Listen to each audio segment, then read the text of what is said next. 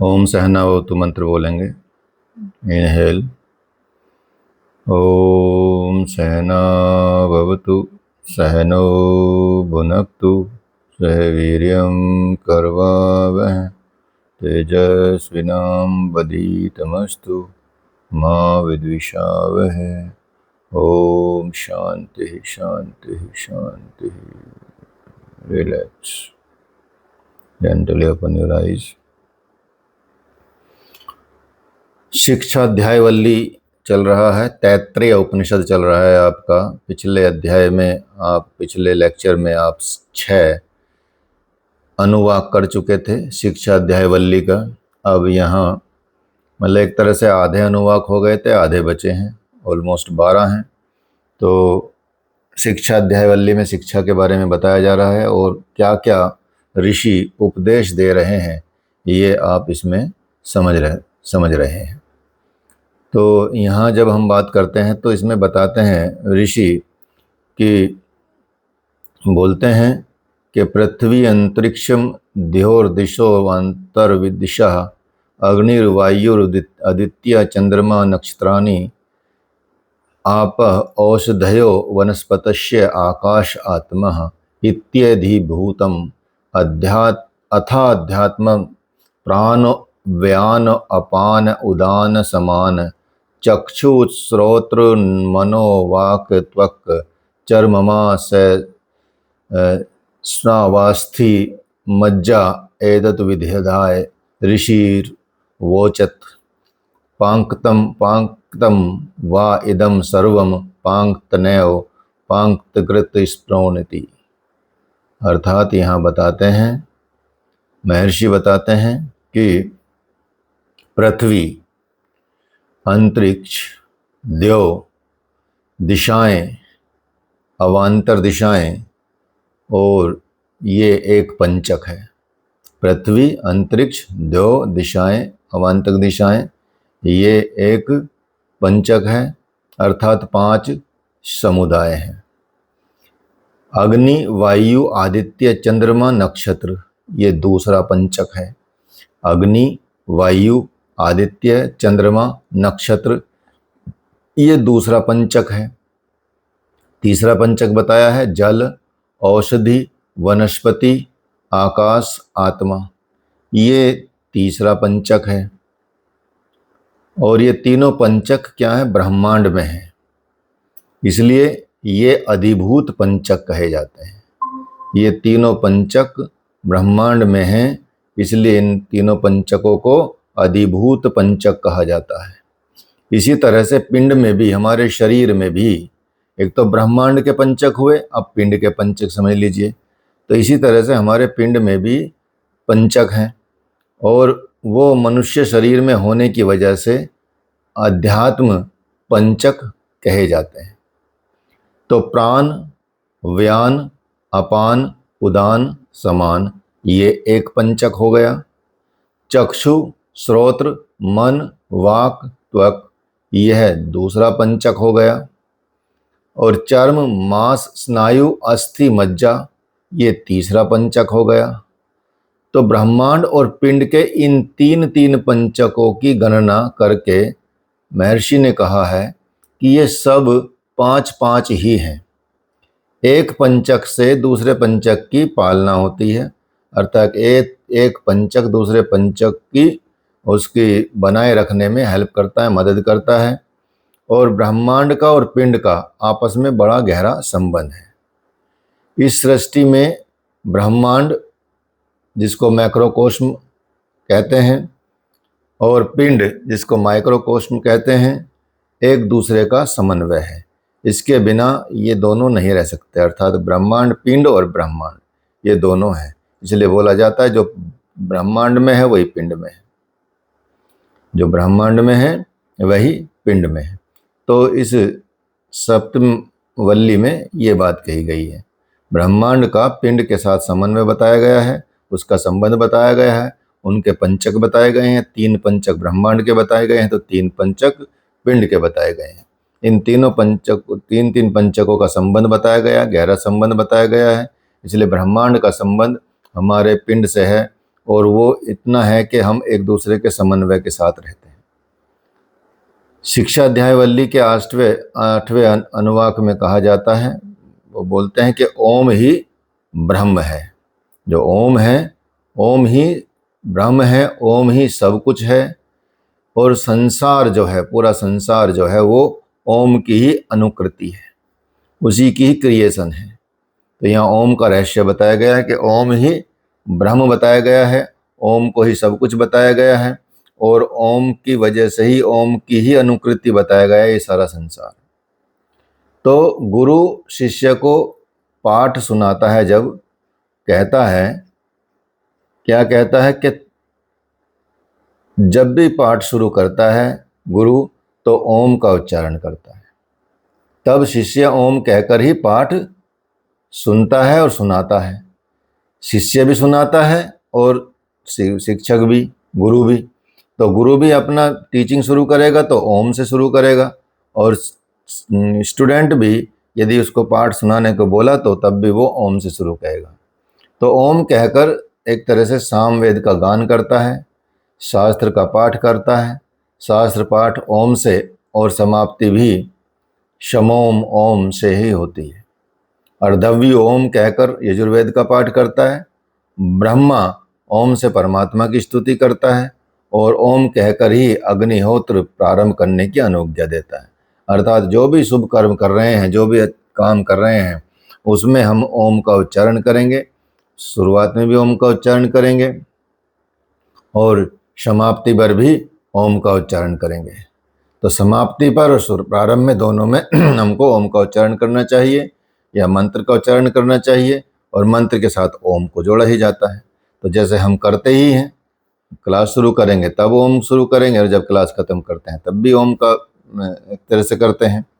तो इसलिए ब्राह्मण के लिए भी, ब्रह्म के लिए भी, अर्धव्यों के लिए भी, और इन सब के लिए जो जो वेदों के पाठ करते हैं उनके लिए भी ओम का उच्चारण को अनिवार्य बताया गया है, शुरुआत में करने के लिए और अंत करने के लिए।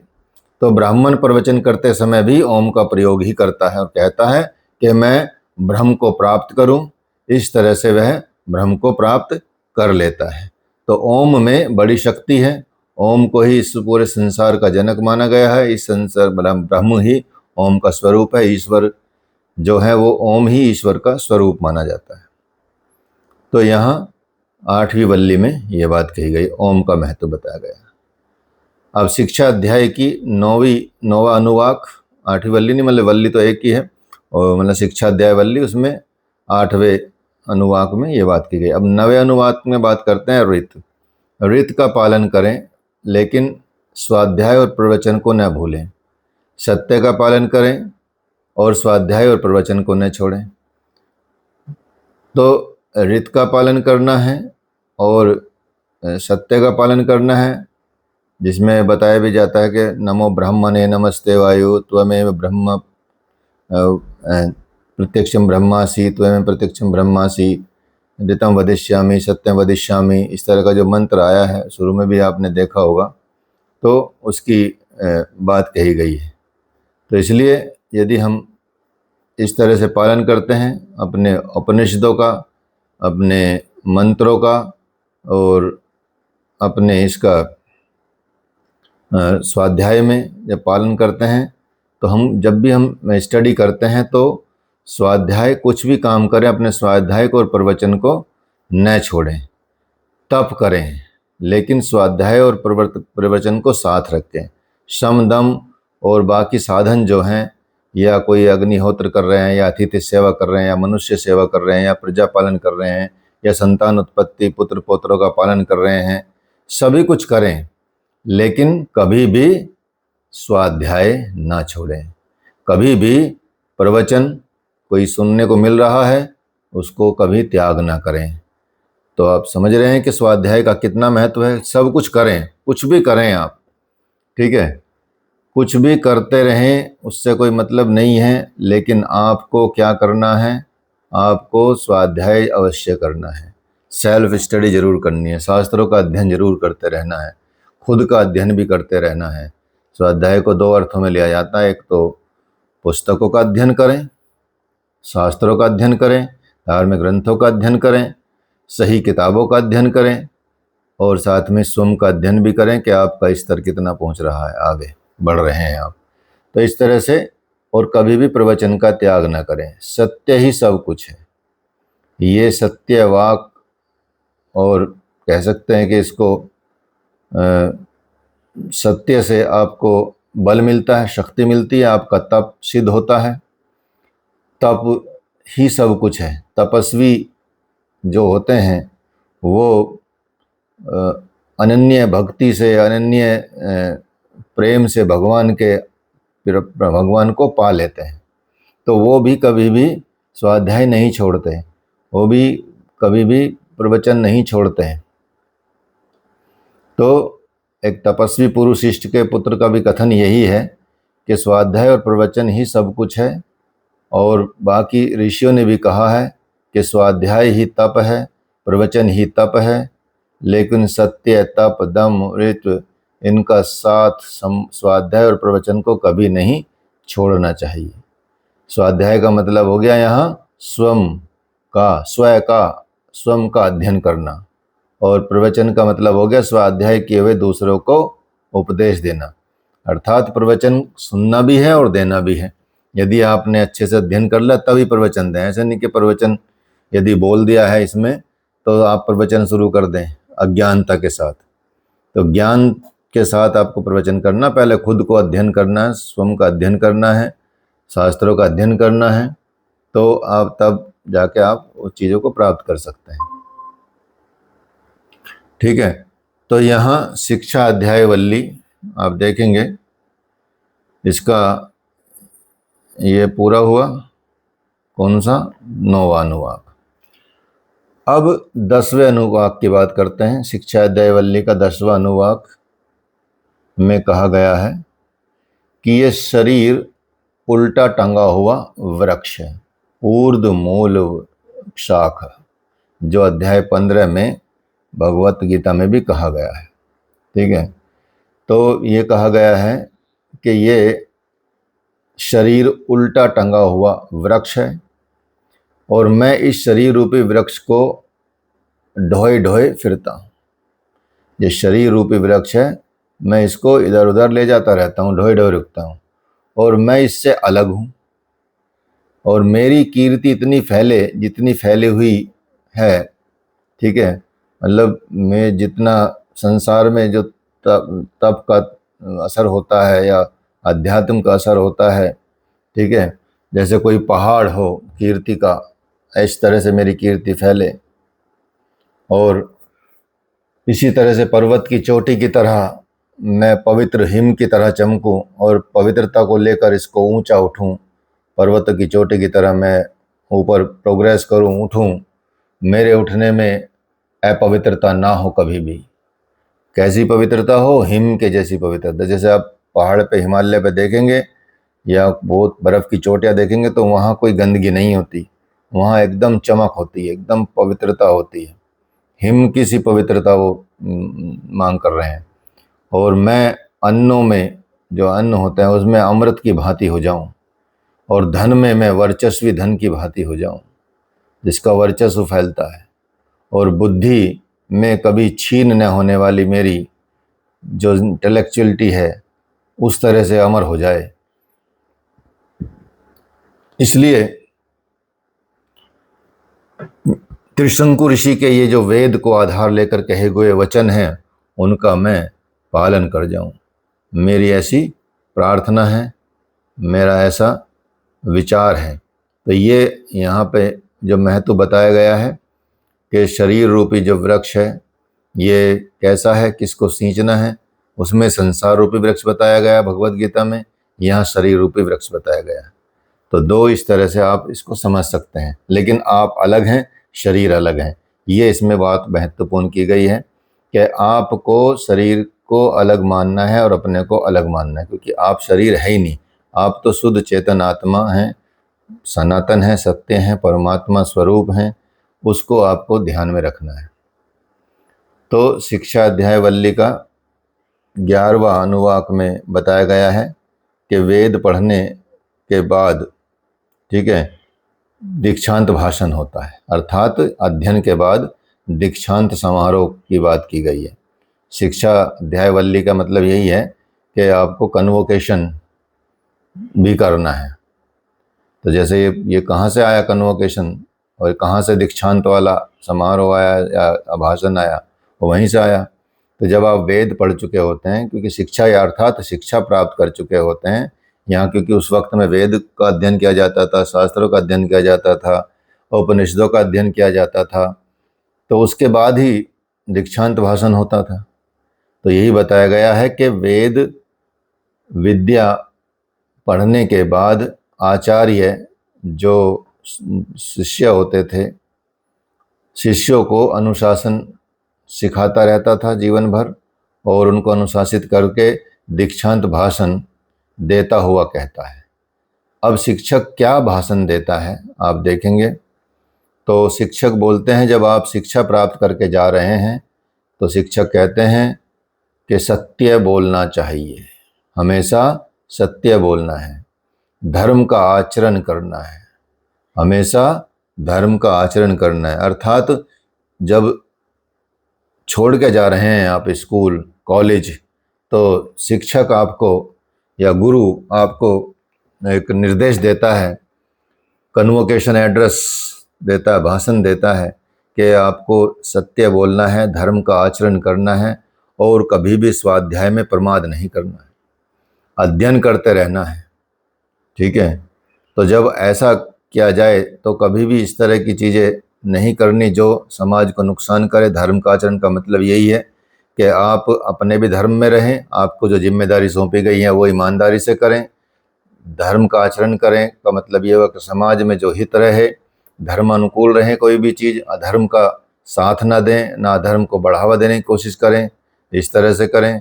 सत्य बोलने का प्रयास करें, झूठ तूफान बोल के अपने जीवन के आधारशिला को मतलब खोखला ना करें। इस तरह की बातें यहाँ बताई गई हैं, और स्वाध्याय करते रहना चाहिए, अपना भी अध्ययन करना है, पुस्तकों का भी अध्ययन करना, ताकि आपको और चीज़ें मिलती रहें। और जो स्टूडेंट्स जो होते हैं उनको भी आचार्य को, जो गुरु को जो प्रिय चीज़ हो, दक्षिणा रूप में उसे वो दें, और दक्षिणा रूप में दे के जब उनका वो ब्रह्मचर्य आश्रम कंप्लीट हो जाता है, क्योंकि 25 वर्ष तक वो शिक्षा ग्रहण करते थे, और उसके बाद वो गृहस्थ आश्रम में प्रवेश करना, प्रजा के सूत्र को मत तोड़ना, सत्य बोलने से प्रमाद न करना, धर्माचरण से प्रमाद न करना, जिस बात से तुम्हारा भला हो उससे प्रमाद न करना, अपनी विभूति बढ़ाने में प्रमाद न करना, स्वाध्याय और प्रवचन में प्रमाद न करना। तो इस तरह के नियम फॉलो करने चाहिए।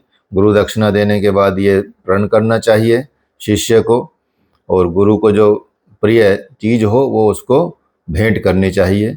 संसार में जो देव हैं, ठीक है, वो तुमसे गुणों में बहुत बड़े चढ़े हैं, जो पितर हैं वो आयु में आपसे बड़े हैं, उनके प्रति अपने कर्तव्य के पालन में प्रमाद नहीं करना। जैसे अब ये पितर पक्ष चल रहे हैं, इसलिए आप देखिए कितना महत्वपूर्ण सब कुछ बताया है।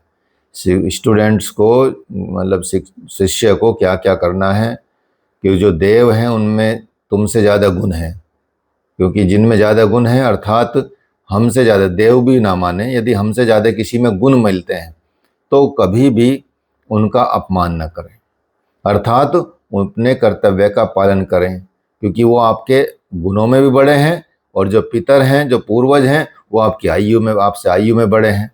तो इसलिए उनका सम्मान करना चाहिए, उनके प्रति अपने कर्तव्य का पालन करना चाहिए, उसमें कभी भी प्रमाद नहीं करना चाहिए। ठीक है, माता को देवी के समान समझना चाहिए। जो आपकी माता जी हैं या पिता हैं, आचार्य हैं, अतिथि हैं, इन सबको देवता मानना चाहिए। तो इसलिए संसार में जो लिखा ना देव हैं, उनमें तुमसे ज़्यादा गुण बढ़े चढ़े हैं। तो माता में आपसे ज़्यादा गुण हो सकते हैं, पिता में आपसे ज़्यादा गुण हो सकते हैं, आचार्य में तो होते ही हैं, अतिथि में भी हो सकते हैं जो बाहर से आया कि उसको जानते नहीं हैं आप। लेकिन जिनमें ज़्यादा गुण हैं तो वही आपके लिए देवता माने जाते हैं, जिनमें आपसे ज़्यादा गुण पाए जाते हैं।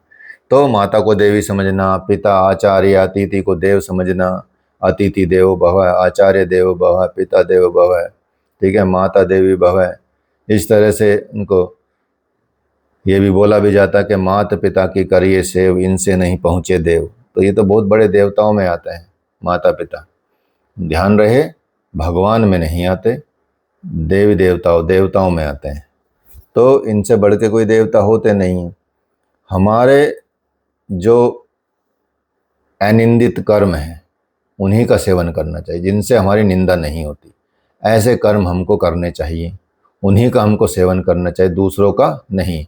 जिन कर्मों से हमारी निंदा होती है उन कर्मों को हमको स्वीकार नहीं करना चाहिए, उनका सेवन नहीं करना चाहिए। और जो हमारे सुचरित हैं उन्हीं को उपास्य समझना चाहिए, दूसरों को की उपासना नहीं करनी चाहिए, जिनको शास्त्रों में बताया है जो उपासना के लायक हैं।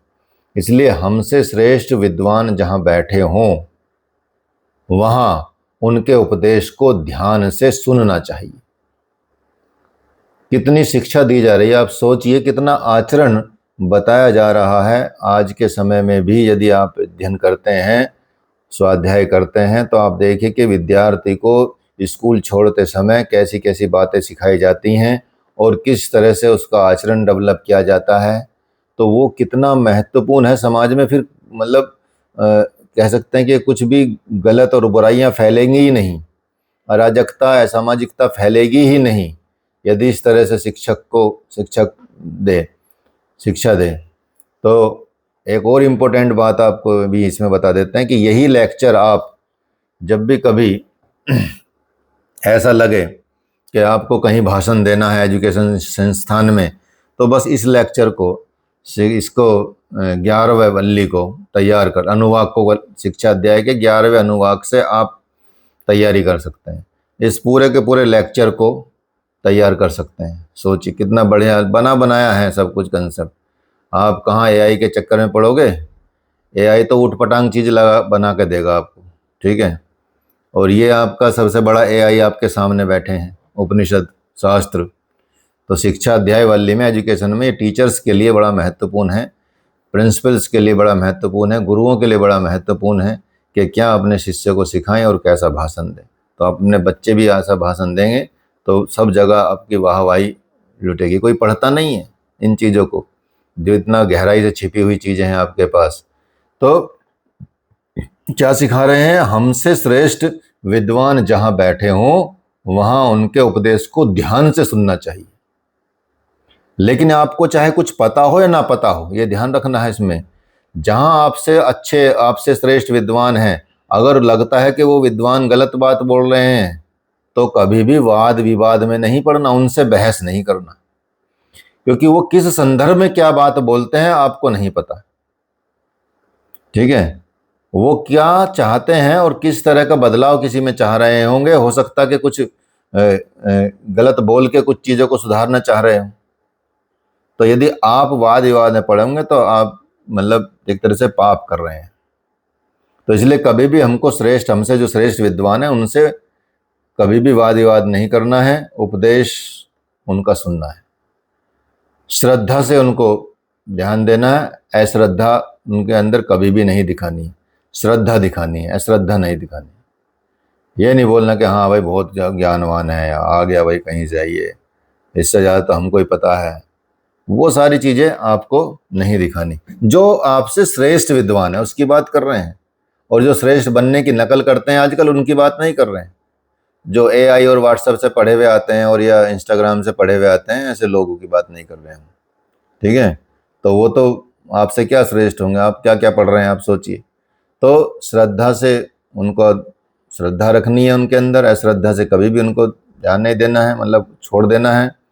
और अपने जो प्रसिद्धि है उसको भी, उनकी जो बढ़ती, उससे क्या है कि अपना जो तप है, बल है, या अपनी जो श्री है वो उनको देना है। श्री न बढ़ी रहे तो भी लोक लाज से देना है, भय से देना है, प्रेम से भी देना है।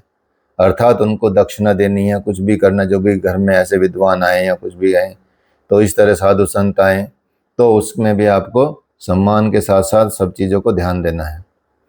ऐसा करते हुए भी अगर किसी काम में संदेह हो जाए तो यह समझना पड़े कि यह धर्माचार क्या है, धर्म का आचरण क्या है। या किस स्थिति में कैसे बरतना है, लोकाचार क्या है, क्या करना है, यदि ऐसा डाउट हो जाए तो तुम्हारे आसपास के जो धर्म के कार्य हैं, जो आसपास में आप देखते हैं, महसूस करते हैं या आचरण होते हुए देखते हैं, स्वतः प्रवृत्त, प्रेरणावश प्रवृत्त, अरुक्ष स्वभाव के सारे पहलुओं पर विचार करने वाले जो विद्वान होते हैं, जैसे वो बरतते हैं वैसे बरतना चाहिए। उनको देख लो भाई क्या कर रहे हैं, ठीक है। जैसे करते भी हैं हम तो, मतलब जैसे कहीं खाना खाने गए तो मान ले किसी को भूख भी लग रही तो देखेंगे भाई बड़े लोग खाना शुरू कर दिया, नहीं कर दिया, ठीक है, तो तब आप खाते हैं। और यदि कोई खाना खाते आया और बस उठा कर शुरू कर दिया, पता चला वहाँ मंत्र भी पढ़ा जाना है, वहाँ कुछ भी और भी चीज़ें होनी है, कुछ और बताया जाना है खाने के विषय में, और लेकिन आपने खाना शुरू कर दिया। आप छोटे हैं फिर भी देख रहे हैं बड़े खा नहीं रहे हैं और आप खा रहे हैं, तो वो गलत आचरण हो जाएगा, लोकाचार नहीं रहेगा। तो संदेह यदि लगे तो देखो आसपास कि अच्छा ये खा रहे हैं, हाँ ठीक है, फिर तो हम भी खा सकते हैं। इन्होंने ऐसा बोला तो ठीक है, हम भी ऐसा। जब आपको पता ना हो, पता हो तो ठीक है, कोई दिक्कत नहीं, ठीक है। तो क्या ये समझ सकते हैं कि कितनी अच्छी एजुकेशन दी जा रही है कि हमको कैसे रहना है, कहाँ से प्रेरणा लेनी है, कैसे स्वभाव को अपनाना है, सारे पहलुओं पर विचार करेंगे। और जैसे दूसरे लोग, ब्राह्मण लोग या विद्वान लोग, पंडित लोग बरतते हैं, वैसे हमको चीज़ों को समझना है। इसलिए विवादास्पद विषयों में हमको ध्यान देना है कि हमको बड़ों के पीछे चलना है। यही आदेश है, यही उपदेश है, यही वेद है, और उपनिषद का सार भी यही है, और यही हमारा अनुशासन भी होना है। ऐसा ही आचरण करना है, ऐसा ही अनुष्ठान करना है, तो आप देखेंगे कि आपके अंदर कितना बदलाव आएगा और आप मतलब आनंदित हो जाएंगे जीवन को देख के, ठीक है। तो फिर से एक मंत्र आता है आपका, ओम सन्नो मित्रः सं वरुणः सन्नो भवतर्यमा सन्नो इंद्रो बृहस्पति सन्नो विष्णुरुक्मः नमो ब्रह्मणे नमस्ते वायु त्वमेव प्रत्यक्षं ब्रह्मासि त्वमेव प्रत्यक्षं ब्रह्म वदिष्यामि ऋतं वदिष्यामि सत्यं वदिष्यामि तन्मावतु तद्वक्तारमवतु अवतु मावतु वक्तारम। ओम शांति शांति शांति। फिर से ये 12वें अनुवाक में आप देखेंगे कि मित्र, वरुण, अर्यमा हमारे लिए कल्याणकारी हों, इंद्र, बृहस्पति महान पराक्रमी वाला विष्णु हमारे लिए कल्याणकारी हों, हे ब्रह्म तुझे नमस्कार है, हे वायु तुझे नमस्कार है, हे वायु तू ही प्रत्यक्ष ब्रह्म है, तुझे ही अपने अध्ययन काल में मैंने प्रत्यक्ष ब्रह्म कहा है, वृत्त कहा है, सत्य कहा है। हे वायु रूप प्रत्यक्ष ब्रह्म मेरी रक्षा कर, मेरे उपदेष्टा आचार्य की रक्षा कर, मेरी रक्षा कर और मेरे आचार्य की भी रक्षा कर। ओम शांति शांति शांति। इस तरह से ये आपका जो शिक्षा अध्याय वल्ली का जो एक वल्ली है कंप्लीटली, ये तैत्तरीय उपनिषद की ये पूर्ण हुई। तो शिक्षा अध्याय वल्ली में आप समझे कि कैसे शिक्षा दी जाती है, कहाँ से शुरू की जाती है और कहाँ तक, अर्थात शुरू से लेके वर्ण से लेके, आप सोचेंगे कि वर्ण से लेके और अंत तक दीक्षांत समारोह तक की बात यहाँ पे आई है। तो पूरा एजुकेशन सिस्टम इसमें दिखाया गया है। इस तरह से यदि एजुकेशन सिस्टम को चलाएंगे तो आप देखेंगे कितना बदलाव आएगा। इसलिए गुरुकुल महान होते थे, इसलिए गुरुकुल की परंपरा इतनी स्ट्रॉन्ग होती थी, इसलिए गुरुकुल से निकलने वाले लोग विश्व नेता होते थे, लीडर्स होते थे, विद्वान होते थे। तो इसलिए होते थे क्योंकि इस तरह से चलाई जाती थी चीज़ें। आज कहाँ, नैतिक शिक्षा तक की एजुकेशन बंद हो गई है स्कूलों में, कुछ नहीं सिखाया जाता किसी को, ठीक है। कितना चाहे हाई क्लास स्कूल हों, आप देखेंगे चाहे बड़े बड़े स्कूल जिनके नाम हैं, बड़े बड़े नाम हैं, उनमें भी बच्चों का जो स्तर है, पढ़ाई वढ़ाई से नहीं मैं बोल रहा, अंग्रेजी तो सबकी ठीक ही होती है, कोई दिक्कत नहीं है, ठीक है। लेकिन जो उनका आचरण है, वहाँ नशे करने लगते हैं वो, ठीक है, सेक्स में पड़ जाते हैं और लड़ाई झगड़ों में पड़ जाते हैं, आचरण के भी बहुत अच्छे नहीं होते और बदमाशी करते रहते हैं। तो ऐसे ऐसे बदमाश में पैदा होते हैं, सोचिए। तो क्या शिक्षा दी जा रही है? शिक्षा देने का मतलब ऐसी शिक्षा होनी चाहिए। ऐसा तो कभी कोई बताता ही नहीं कि भाई ऐसा करना चाहिए, ये करना चाहिए। बड़ों से बहस कर लेते हैं, बड़ों से झगड़ा कर लेते हैं, बड़ों का सम्मान नहीं करते, कभी कोई नमस्ते नहीं करता किसी को, कोई प्रणाम नहीं करता, कोई किसी के पैर नहीं छूता, परंपरा ही खत्म हो गई है, गुरु शिष्यों की परंपरा जैसी खत्म हो गई है। तो कहाँ से आशीर्वाद मिलेगा शिष्यों को भी? जब आप पैर ही नहीं छूते किसी गुरु के, तो वहाँ से कैसे बड़ों के, माता पिता के, आचार्यों के जब आप पैर ही नहीं छुएंगे उनके, तो उनका आशीर्वाद कैसे मिलेगा? मिल ही नहीं सकता। सिंपल सी बात है। सिर्फ पैर छूने से ही भगवान प्रसन्न हो जाते हैं। वो नहीं कि उन आदमी के पैर छुए जा रहे हैं, ईश्वर रूप जो तत्व है उसके पैर छुए जा रहे हैं। तो इसलिए वो परंपरा खत्म होगी, लेकिन जो करते हैं उनका तरक्की भी होती है। ये सब शिक्षाएं मिलती हैं। तो इस तरह से शिक्षा वल्ली का ये पार्ट कंप्लीट हुआ। तो यहाँ तक कोई प्रश्न हो तो पूछ सकते हैं, अदरवाइज फिर आपका अगली वल्ली है ब्रह्मानंद वल्ली। ब्रह्मानंद वल्ली, कोई कृषि का प्रश्न हो तो पूछ लो। तो इसमें भी अनुवाक है।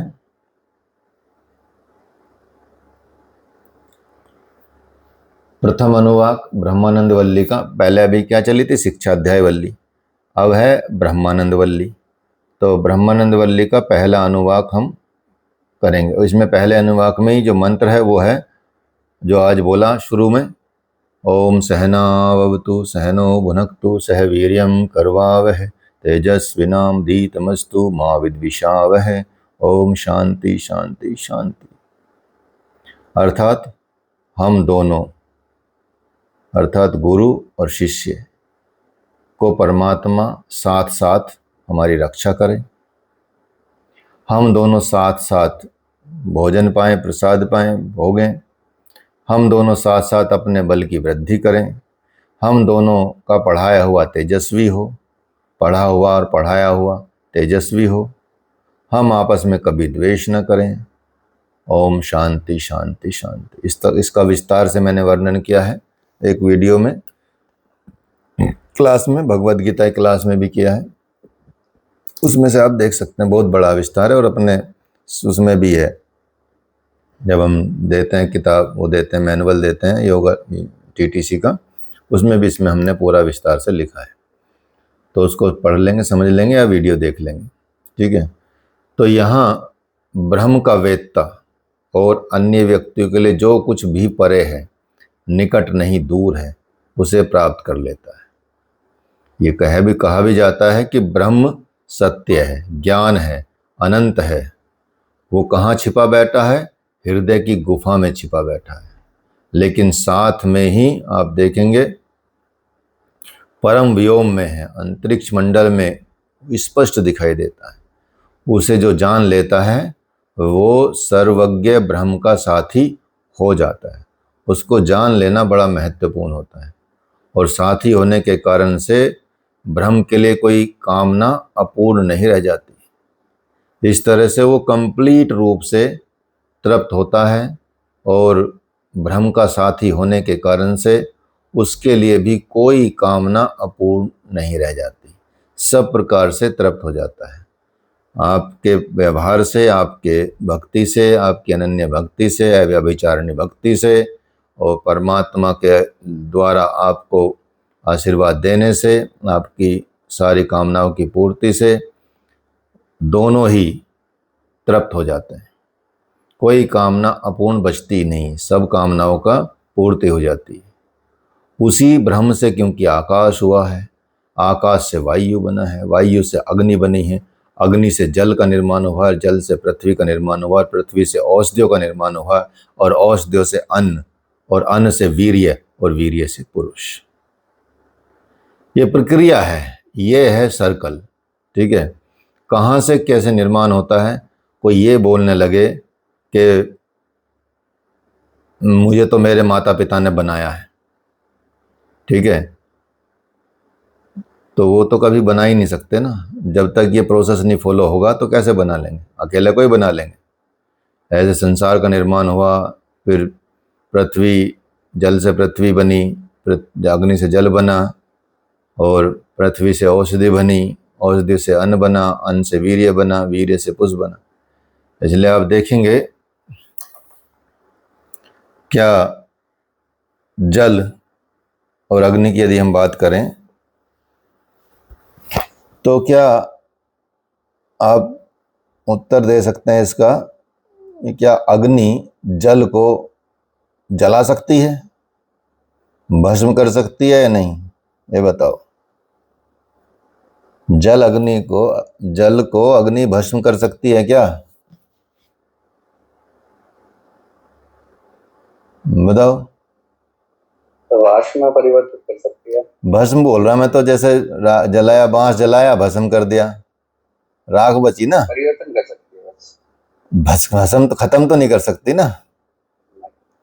चाहे कितने भी आग जला लो, कितनी तेज आग लगा दो, टाइम का डिफरेंस हो सकता है, 2 मिनट में खत्म हो जाए, जल के वाष्प बन जाए। तो आप सोचो कि जो अग्नि सबको भस्म कर देती है, वो जल को जला नहीं पाती।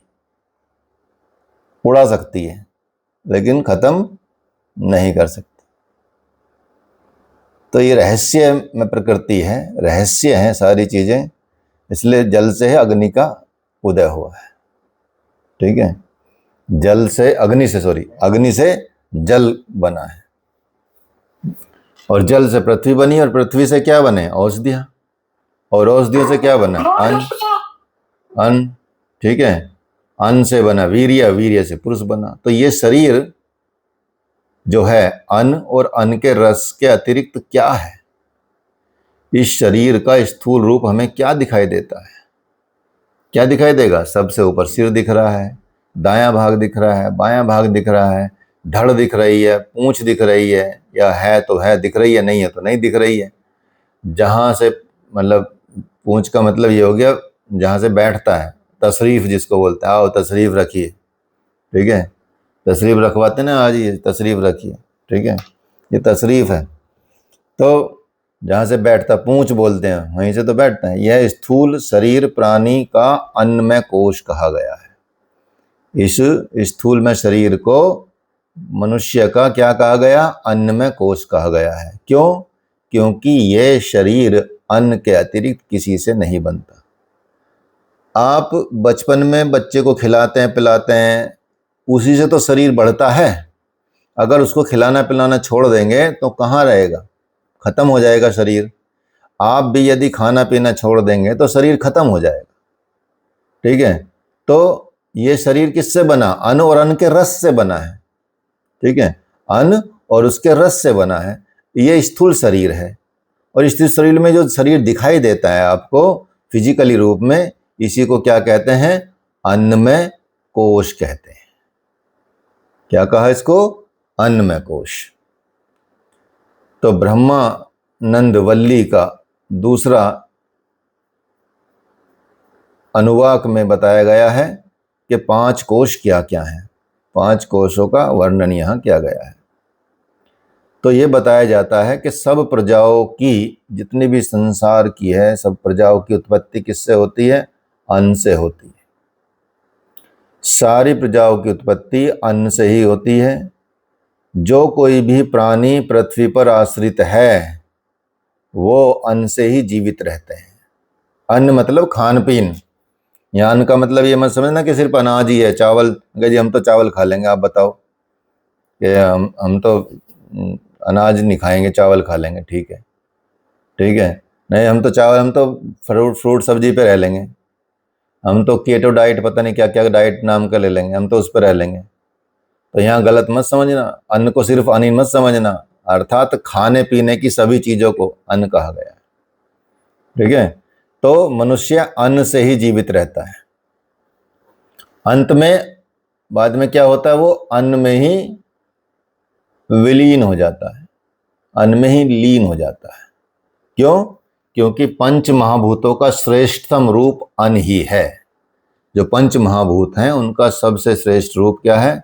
अन्न ही माना जाता है। अन्न को क्या कहा गया? सर्वौषध कहा गया। सब औषधियों का सार अन्न में है। तो आप समझ रहे हैं, अन्न को यदि सही तरीके से खा लिया जाए, अर्थात आपकी डाइट ठीक हो जाए या आपका खान पीन सही हो जाए, तो वही औषधि बन जाएगा आपके लिए। ठीक है, वही औषधि बन जाएगा। तो और वही आपके लिए विष भी बन जाएगा अगर आपने गलत तरीके से खाया। ठीक है, अब लोग बाहर का खाते रहते हैं। आज सुबह सुबह लोगों ने यहाँ समोसे मंगा के खा लिए, ठीक है। अब समोसे मंगा खा रहे, उस पर दिख रहा काला काला सा लगा हुआ, तो काले तेल में तो समोसे तलते हैं। सोचिए आजकल के लोग, काला तेल जो इंजन में निकलता है ना मशीन में, ऐसा ही हो जाता है वो तेल, जाके चेक कर लेना। सीधा ब्लॉकेज बढ़ाएगा हार्ट की। हालांकि महिलाओं को हार्ट अटैक कम होता है, पुरुषों को ज़्यादा होता है, ठीक है। उसका रीज़न जानते हो? हरभजन, तुम तो हॉस्पिटल में काम करते हो ना, हॉस्पिटल में काम करते हो। जो इंडिया में रेशियो बता रहा, सिर्फ इंडिया की बात कर रहा, अमेरिका नहीं। अमेरिका में तो लगभग बराबर ही हिसाब किताब है, ऑलमोस्ट। महिलाओं का और पुरुषों का हार्ट अटैक का रेट ऑलमोस्ट बराबर है अमेरिका में। और यहाँ इंडिया में थोड़ा ऊपर, मतलब थोड़ा क्या, बहुत फर्क है। मतलब 1-2% महिलाओं को ही हार्ट अटैक होता है, ठीक है। कारण क्या है? कारण यही है कि ब्लॉकेज तो आपके बनते ही हैं, मतलब उसको तो रोक नहीं सकता कोई, वो तो एक प्रोसेस है, वो जीवन का प्रोसेस ही चलता है ऐसे। बस संयम करके आप कर सकते हैं। पुरुषों में शुरुआत हो जाती है 30 के बाद, 35 के बाद, ऐसे करके शुरुआत होने लगती है। आजकल तो जल्दी हो जाती है खान पान की वजह से ब्लॉकेज की शुरुआत। तो उनका क्योंकि कहीं शुद्धिकरण नहीं होता, ठीक है। शुद्धिकरण, पुरुषों का शुद्धिकरण का मतलब ये हो गया कि उनकी बॉडी डिटॉक्स नहीं होती जल्दी से, और महिलाओं की बॉडी हर महीने डिटॉक्स हो जाती है। उनका सारा जो विषाक्त रक्त है या अशुद्ध रक्त है, वो सब निकल के और उसके साथ सब तत्वों को बहा के ले जाता है। वो हर महीने इतना क्लीन हो जाती हैं, शुद्ध हो जाती हैं कंप्लीट। और पुरुष कभी शुद्ध नहीं हो पाता, ठीक है। तो उस ब्लड की वजह से, निकलने की वजह से, जो पीरियड्स होते हैं उसकी वजह से क्या होता है, उनके अंदर ब्लॉकेज नहीं बनते। और महिलाओं में ब्लॉकेज बनने शुरू होते हैं थोड़ा लेट एज में, जब उनका पीरियड्स बंद हो जाते हैं। बड़ी महिला हो तो वो कंप्लीट ब्लॉकेज होने में उसको लगभग 40-50 साल लग जाते हैं। उससे पहले तो नेचुरली चीज़ें हो जाती हैं। तो इसलिए आप देखेंगे कि औषधि क्या है, यदि हम अपनी औषधियों को, अर्थात अन्न को, खान पीन की चीज़ को ही सही कर लें, वही सर्व औषधि बताई गई है। अर्थात तो वही बदल लें, आप खान पीन की आदतें ही बदल लें और खान पीन में सही रख लें, तो वही आपके लिए औषधि बन जाएगा। ये बताए, सबसे बड़ी डाइट ये बताइए, डाइटिशियन इससे बड़ा कोई नहीं हो सकता। आप सोचो, एक लाइन है लेकिन उसी लाइन में सारी छिपा है, सब कुछ छिपा है। तो हमको स्वस्थ रहने के लिए अन्न को औषधि के रूप में लेना चाहिए, न कि ठूंसना चाहिए, न कि हवस होनी चाहिए इन चीज़ों को पाने की, कि भाई अच्छा रसमलाई भी खाओ, रसगुल्ले भी खाओ, शादी में जाओ, हर चीज़ नकली मिल रही है। आप सोचिए, टिश्यू पेपर मिलाते हैं रबड़ी में जो रसमलाई खाते हैं आप, ठीक है। और दूध से बनाते हैं, ब्रेड बनाते हैं, ब्रेड मिक्स करते हैं। सोचिए, रबड़ी कोई दूध की कोई होती है कि भाई आज तो बढ़िया रबड़ी लगी है। चीनी आपको थोड़ा आनंदित देती है और उसका कलर ऐसा ही हो जाता है। तो आप सोचें, तो सब औषधियों का सार किसने बताया? अन्न। और जो अन्न को ब्रह्म मानकर उसकी उपासना करते हैं, आप सोचिए, अन्न को ब्रह्म मानकर उसकी उपासना करते हैं। इसलिए जब हम खाना खाते हैं तो एक मंत्र पढ़ते हैं, सब पढ़वाते भी हो, ओम ब्रह्मार्पणम ब्रह्म हविर्ब्रह्माग्नो ब्रह्मणोतम ब्रह्मवतेन गंतव्यम ब्रह्म कर्म समाधिना। अर्थात ब्रह्म को ही अर्पण कर रहे हैं, ब्रह्म से ही खा रहे हैं, ब्रह्म को ही टच कर रहे हैं, ये सब चीज़ें ब्रह्म ही पचा रहे हैं। ऐसे अन्न को ब्रह्म मानकर यदि हम उसकी उपासना करते हैं, तो वो अन्न से जो खाते पीते हैं, ऐसे पदार्थ से जो कुछ हमको मिलता है, उसको हम पा लेते हैं। इसलिए अन्न सब भूतों में श्रेष्ठ हैं, इसलिए इसको सर्वोष्ठ कहा गया है। अन्न से प्राणी उत्पन्न होते हैं और उत्पन्न होने के बाद अन्न से ही वो बढ़ते हैं। अन्न खाया जाता है परंतु यह खा भी जाता है। संसार भोगा तो जाता ही है, परंतु जो भोगों का दास हो जाता है उसे भोग ही भोग लेते हैं, ठीक है। अब कितनी बड़ी बात की गई कि अन्न को खाया जाता है, लेकिन यदि आपने इसको गलत तरीके से खाया तो ये आपको खा जाएगा। अन्न को खाया गया और अन्न आपको खा जाएगा। खाकर देख लो, ठीक है। प्रत्यक्ष को प्रमाण की जरूरत नहीं है। रोज अपना आलू के पकोड़े बना के खाओ, रसमलाई खाओ, ठीक है तो अन्न ही सब चीजें, ठीक है। ब्रेड खाओ, ये खाओ, खूब ठूस ठूस का खाओ। आप भी खा रहे हैं उसको, धीरे धीरे वो भी आपको खा रहा है। वो जल्दी निकल जाएगा आपको कुछ ही वर्षों में। तो यही बताया कि अन्न को खाया जाता है, लेकिन वो भी आपको खा जाता है। संसार भोगा तो जाता ही है, लेकिन जो भोगों का दास हो जाता है, इंद्रियों का दास हो जाता, उसे भोग ही खा लेते हैं, अर्थात भोग ही भोग लेते हैं। तो इसी तरह से उसे अन्न ही खा जाता है। अन्न की यही व्याख्या है, अन्न को यही समझना चाहिए आपको, ठीक है। आदते अति च भूतानी, ये खाया जाता है परंतु खा भी जाता है। इस तरह से अन्न रस में कोष को, इस शरीर को सब कुछ मत समझो।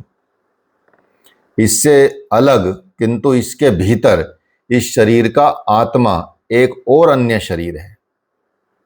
इस शरीर की आत्मा एक और अन्य शरीर है, जिसको कहते हैं प्राणमय कोश। अन्नमय कोश में प्राणमय कोश है। आपके इस अन्नमय शरीर में प्राणमय कोश विद्यमान है। जैसे अन्नमय कोश पुरुष के आकार का है, वैसे ही प्राणमय कोश भी पुरुष के ही आकार का है। तो अन्नमय शरीर ये दिख रहा है, ऐसा ही आपका प्राणमय कोश है। जैसा ये शरीर पूरा का पूरा दिख रहा है, क्योंकि प्राण तो आपके पूरे शरीर में फैले हैं, तो उसका शेप भी इसी तरह की आएगी, आकार भी इसी तरह का आएगा। तो इसलिए अन्नमय कोश पुरुष के आकार का हुआ, वैसे ही प्राणमय कोश भी पुरुष के आकार का है। इस प्राणमय कोश का जो सिर है वो है प्राण। इस प्राणमय कोश का जो सिर माना जाता है, हेड माना जाता है, जैसे क्योंकि बताया ना कि ये प्राणमय कोश, ठीक है। तो इस प्राणमय कोश का जो सिर है, हेड है, वो प्राण माना जाता है। दक्षिण भाग इसका व्यान माना जाता है। उत्तर भाग इसका अपान माना जाता है। धड़ इसका आकाश माना जाता है और पूंछ इसकी पृथ्वी मानी जाती है। तो प्राणी के बैठने का स्थान है जो उसी को पूंछ कहते हैं। और ये कहा भी गया है, इसमें ये बताया गया है कि इस तरह से इस शरीर का निर्माण आप देख सकते हैं होता है, इन कोशों से इन शरीर का निर्माण होता है। तो इसलिए देवता, मनुष्य, अब इसमें तीसरा अनुवाक भी शुरू कर सकते हैं, हो रहा है। तो देवता, मनुष्य, पशु, सभी प्राणी इसी से चल रहे हैं, प्राण से ही, ठीक है। प्राण से ही सब चल रहे हैं। तीसरा अनुवाक शुरू हो गया है, ठीक है। देवता, मनुष्य, पशु, सभी प्राणी, सब लोग इससे ही चल रहे हैं।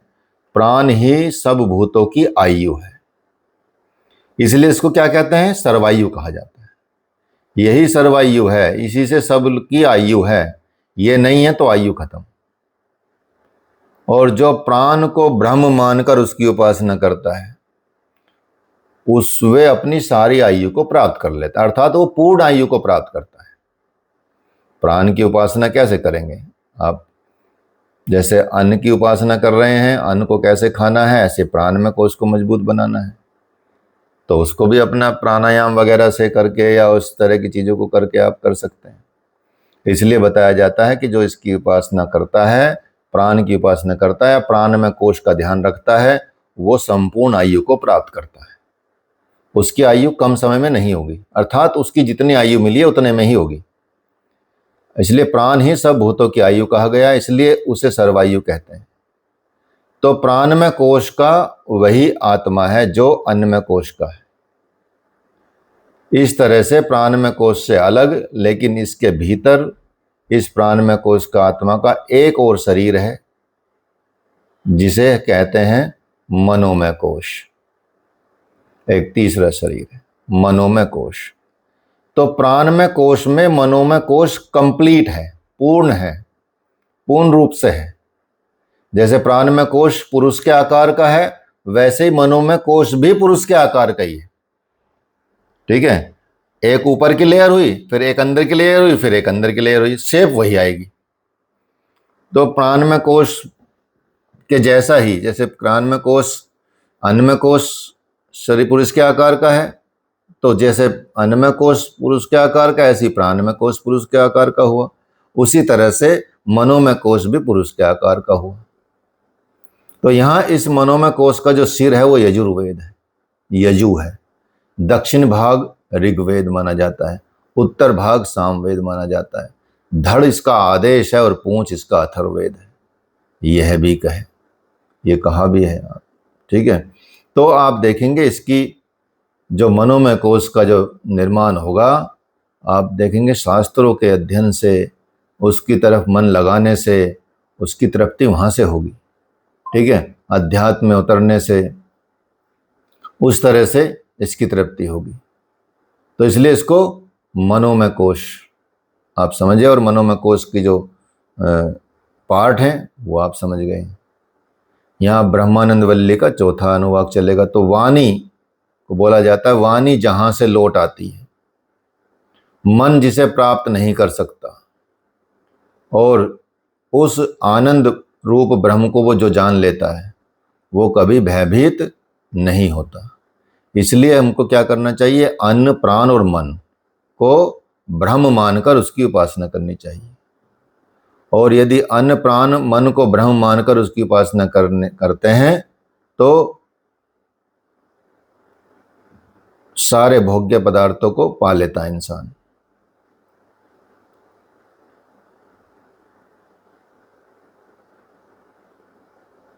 बाकी अलग अलग शक्तियां तो मिल जाती हैं। प्राण शक्ति को पा लेता है, प्राण की उपासना करने से मन से शक्ति को प्राप्त कर लेता है। जहाँ से वाणी और मन भी लौट आते हैं वहाँ से ब्रह्म का ज्ञान प्रारंभ हो जाता है। इस तरह से आप इसमें इसका विस्तार से देख सकते हैं। तो मनोमय कोश का भी वही आत्मा है जो प्राणमय कोश का है, और इस मनोमय कोश के अलग भी इसके भीतर एक और आत्मा है, एक और अन्य शरीर है, जिसे क्या कहा गया है, विज्ञानमय कोश कहा गया। तो मनोमय कोश में विज्ञानमय कोश कंप्लीट रूप से है। जैसे मनोमय कोश पुरुष के आकार का हुआ, वैसे ही विज्ञानमय कोश भी पुरुष के आकार का हुआ। इसलिए इस विज्ञानमय कोश का सिर क्या है, श्रद्धा, श्रेत, सत्य। धड़ इसकी योग है, पूंछ इसकी मह अर्थात महानता है। ठीक है, तो कहाँ से इसका मतलब पोषण होगा, सत्य से, वृत्त से, सत्य से, योग से, महान श्रद्धा से, भक्ति से, इनसे इसका विज्ञानमय कोश का निर्माण होगा। ठीक है, और जो विज्ञानमय कोश की प्रतिष्ठा है वो है महानता है, मतलब ये सब जो तत्व हैं उसी में विद्यमान है। इसलिए बोला जाता है पांचवें अनुवाक में कि यज्ञ अर्थात आध्यात्मिक कार्य करो, कर्म अर्थात लौकिक कार्य, ये दोनों विज्ञान से विस्तार पाते हैं, आध्यात्मिक कार्य से और लौकिक कार्य से। सब विद्वान लोग विज्ञानमय कोश जो है आपका, विज्ञान को ही श्रेष्ठ या ज्येष्ठ ब्रह्म मानकर उसकी उपासना करते हैं। और जो विज्ञान को ब्रह्म मानकर उससे प्रमाद नहीं करता, वो शरीर के सारे पापों को छोड़कर सब कामनाओं को प्राप्त कर लेता है। इसलिए विज्ञानमय कोश का वही आत्मा है जो मनोमय कोश का है। और इस विज्ञानमय कोश से भिन्न किंतु इसके भीतर भी एक आत्मा है, एक अन्य शरीर है, जिसे क्या कहते हैं, आनंदमय कोश कहते हैं। तो आनंदमय कोश जो है, विज्ञानमय कोश में आनंदमय कोश कंप्लीट रूप से है, पूर्ण रूपेण है। तो जैसे विज्ञानमय कोश पुरुष के आकार का है, वैसे ही आनंदमय कोश भी पुरुष के आकार का हुआ। और इस आनंदमय कोश का सिर प्रिय है, दक्षिण भाग मोद है, उत्तर भाग प्रमोद है, धन आनंद है, पूंछ ब्रह्म है। तो आनंद कोश में विचरने वाला ब्रह्म को ही अपना आधार बना लेता है। तो ये बताया। तो यदि हम 5 कोश की यदि हम संक्षेप में चर्चा करें तो अन्नमय कोश का सिर हुआ, दक्षिण भाग दायां भाग हुआ, वाम भाग बायां भाग हुआ, धड़ हुई, आश्रय स्थान अर्थात बैठने का स्थान पूंछ हुआ, और विशेष शरीर स्थूल शरीर हुआ।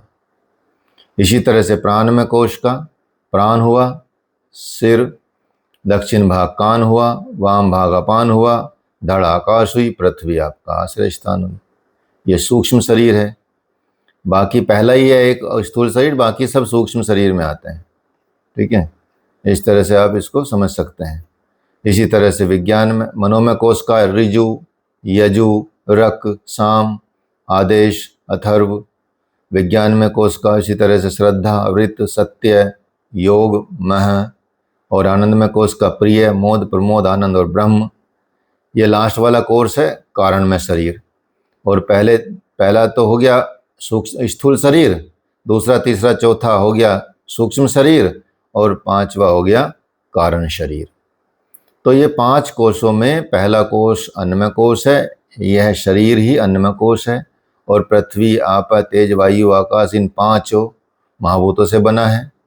लेकिन ये कोश तो सबसे निचला है, स्तर इसका सबसे नीचा है। अन्य 4 कोश जो इससे ऊपर हैं, अन्नमय कोश से ऊपर, परंतु इसी के भीतर है प्राणमय कोश। जैसे अन्नमय कोश 5 महाभूतों से बना है, वैसे प्राणमय कोश किससे बना? उपनिषदों के अनुसार प्राणमय की रचना प्राण तत्व से हुई है। और अगर आकाश को वर्तमान परिभाषा में ईथर माना जाए तो ये कहना होगा कि उपनिषदों के ऋषि ईथर से भी एक सूक्ष्म तत्व को जानते थे या मानते थे, अर्थात उससे भी सूक्ष्म तत्व था, आकाश से भी, ईथर से भी, जिसका नाम बोलते हैं प्राण तत्व, लाइफ सब्सटेंस। उसके बीच में भी एक तत्व। तो ईथर की तरह ही है प्राण तत्व भी पूरे विश्व भर में व्याप्त हो रहा है। उसी तरह से उससे प्राणमय कोश बना है। स्वर्णमय का मतलब होता है स्वर्ण से बना हुआ, काष्ठमय का मतलब होता है काष्ठ से बना है। इसी तरह से प्राणमय का मतलब होता है प्राण से बना हुआ। सिंपल है। तो अथर्ववेद में भी प्राण को ऐसा ही तत्व माना जाता है। तभी तो कहा जाता है या ते प्राण प्रिया तनु। इस प्राण तत्व का स्रोत जो है वो किसको माना जाता है? सूर्य को माना गया। ठीक है, इसलिए सूर्य नमस्कार करें। प्राण में तत्व का जो स्रोत है वो सूर्य को माना जाता है, इसलिए सूर्य नमस्कार करें। ठीक है, क्यों करना है? इसलिए करना है क्योंकि इसी से आपके प्राण का भोजन मिलेगा। उपनिषदों में भी, प्रश्नोपनिषद में भी आपने पढ़ा होगा, करा चुके प्रश्नोपनिषद, आदित्यो है वह प्राण। प्राण तत्व में सूक्ष्म मनस तत्व माना गया है। और यह भी प्राण से सूक्ष्म होता है, सब जगह व्याप्त है। और प्राण की तरह एक तत्व होता है, सब्सटेंस होता है। इसी तरह से वैशेषिक दर्शन में भी पृथ्वी तेजो वायु आकाशो कालो दिगात्मा मनासी द्रव्यानि, इस सूत्र में यही बताया गया है कि मन को द्रव्य सब्सटेंस माना गया है, क्योंकि मनस तत्व प्रकृति के अन्य तत्व की सूक्ष्म ही है और सब जगह व्याप्त रहता है। इसलिए बताया जाता है कि इसलिए मन की गति शब्द से भी प्रबल है। मन बहुत तेज दौड़ता है। इसलिए उपनिषदों के विचार को यदि देखा जाए तो ईथर की तरह प्राण है और मनस भी तत्व, दोनों तत्व है। प्राण भी तत्व है, आकाश भी तत्व है, लेकिन आकाश के अंदर ये सूक्ष्म तत्व है। जैसे आकाश हर जगह है, ऐसी प्राण भी हर जगह है और मनस भी तत्व माना गया है। तो इसलिए आज के वर्तमान वैज्ञानिक भी इसको मानते हैं। ठीक है, बहुत सारे लोगों ने इस पर रिसर्च की है और कई ने कहा है कि my doctrine is that life exist in space, that mind is a higher development of that, and I presume that spirit is a higher development still, but they all exist in space. सब space में। इसलिए प्राण अर्थात life विश्व में पूरे विश्व में व्याप्त है। मन, माइंड उससे विकसित हुआ है, प्राण से। आत्मा मन से भी अधिक विकसित है। और ये तीनों सब जगह एक ही जगह वर्तमान में है, कोई इधर उधर नहीं। ठीक है, तो ये बताया गया है। समझ गए? 1 मिनट 2 मिनट और देंगे, थोड़ा ये बस 2 मिनट में कंप्लीट हो जाएगा टॉपिक। तो उपनिषदों की परिभाषा में पृथ्वी, जो 5 तत्व बताए गए हैं, प्रकृति के 5 तत्व, केवल 5 तत्व नहीं है बल्कि उसमें और भी प्राण तत्व भी है। प्राण में कोश बना है, प्राण तत्व सूक्ष्म तत्व है, मनस तत्व बना है, मनोमय कोश बना है, मनस से सूक्ष्म तत्व विज्ञान तत्व है जिससे विज्ञान में कोश बना है, विज्ञान से सूक्ष्म तत्व आनंद कोश है जिससे आनंद में कोश बना है। इस तरह से सांख्य में प्रकृति का जो विकास क्रम दिया गया है उसके साथ इनका समन्वय स्पष्ट हो जाता है। सत्व रज तम, ये जो साम्य अवस्था बताई गई है वो आनंद तत्व ही है, अर्थात प्रकृति जब उस तत्व में रहती है तो वो उसी स्थान में रहती है, आनंद तत्व में रहती है। तो इस तरह से इसका निर्माण किया गया है, इसको बताया गया है। तो हमको कैसे इसको ध्यान में रखना, किस तरह से इसको प्राप्त करना है और किस तरह से हम इनको अपने जो 5 कोश हैं, अपने 5 कोश में बताया। पहला कोश बताया अन्नमय कोश जो स्थूल शरीर है आपका, और बाकी दूसरा कोश बताया प्राणमय कोश, तीसरा कोश बताया मनोमय कोश, चौथा कोश बताया आपको विज्ञानमय कोश। ये तीनों क्या है, सूक्ष्म शरीर हैं, और जो आपका आनंदमय कोश है वो आपका कारण शरीर है। उनके सबसे ऊपर होती है आत्मा। ठीक है, ये है। तो इसका चित्र भी आप देख सकते हैं, बहुत जगह मिल जाएगा आपको, उससे आप अच्छे से समझ सकते हैं। तो 5 अनुवाक इसके यहाँ हो गए, आज 5 अनुवाक ही रखते हैं। ठीक है, टाइम हो गया बहुत ज़्यादा, वीडियो भी ज़्यादा रिकॉर्ड हो गया। कोई प्रश्न पूछ सकता है तो पूछ लीजिए, नहीं तो फिर फर्स्ट सेमेस्टर वालों की क्लास शुरू होगी। छठा अनुवाक से चलेगा कल, ब्रह्मानंद वल्ली का छठा अनुवाक, षष्ठ अनुवाक। ठीक है, ये आपका तैत्तरीय उपनिषद का ब्रह्मानंद वल्ली का छठा अनुवाक। और पहला जो इसमें शिक्षाध्याय अनुवाक है बड़ा ही महत्वपूर्ण है। जो भी शिक्षा प्राप्त करना चाहते हैं, शिक्षा देना चाहते हैं, उनके लिए बड़ा ही इम्पोर्टेंट। ठीक है, उसको दोबारा से 2-3 बार पढ़ें और अपना भाषण भी तैयार कर लें। ठीक है, बड़ा सुंदर है। चलिए, आज के समाचार समाप्त आप लोगों के।